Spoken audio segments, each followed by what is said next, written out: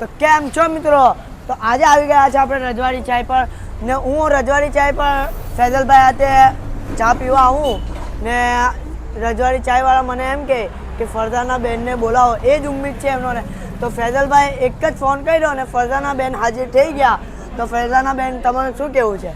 ફૈઝલભાઈનો એક જ ફોન આવે ને ફૈઝલભાઈની ફરમાઈશ પર હું એક જ બૂમે આવી ગઈ અહીંયા. આજે રજવાડી ચાય પર આજે આપણે મુલાકાત લઈ રહેલા છે.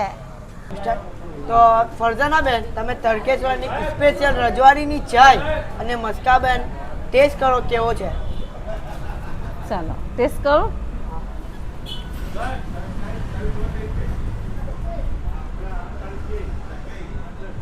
સોએબભાઈ, મને તો તમારી ચા બહુ પસંદ આવી. રજવાડી બહુ મસાલા અને બહુ તેજ, બહુ ટેસ્ટી. હવે મસ્કા બન ચાખો. હવે મસ્કા બન ચાખું ને પછી તમને પાછી કેમ.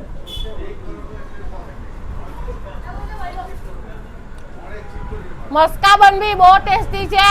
તમે બધા અહીં આવો. નરોલી વાળા તો ફેમસ છે, ઓલરેડી આવતા છે.